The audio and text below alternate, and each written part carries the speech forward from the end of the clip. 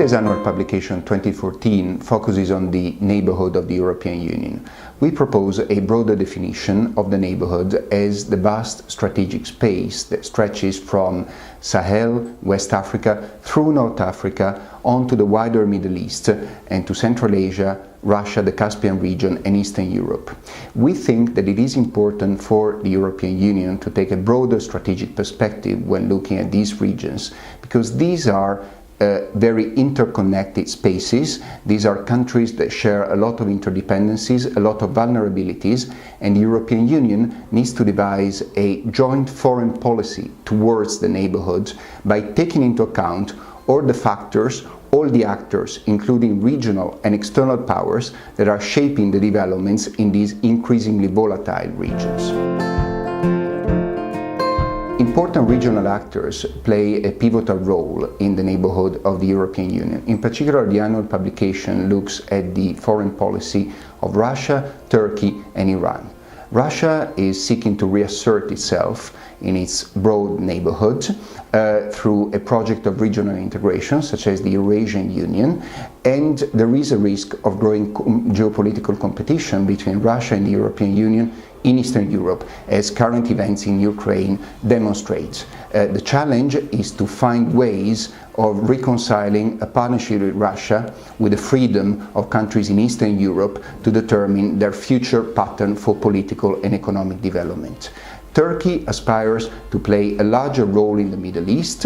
The question is the extent to which Turkey will manage to reconcile its own autonomous foreign policy onto the region, from the Middle East to the Caucasus and Central Asia, with its anchoring and partnership with Europe and the United States, its own transatlantic link.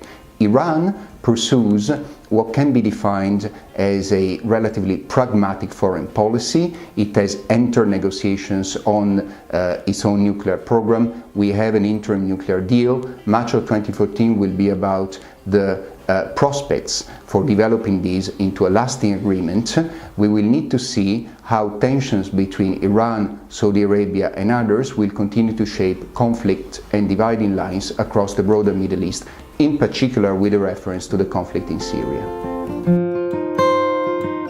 The extended neighbourhood of the European Union is a region of strategic importance for actors beyond these regions, in particular the United States and rising giants in Asia such as China and India. Following the rebalancing towards Asia, there is a debate as to the extent of the engagement and commitment of the United States, in particular in the Middle East and North Africa. We feel that it would be overstated to see the United States as withdrawing from this region, but their engagement is likely to be more selective, more targeted to where US interests, vital interests, are at stake. Hence, a stronger role for the European Union in filling some of the gaps in regional diplomacy that the United States may leave. China and India have important and growing energy and commercial interests in the region.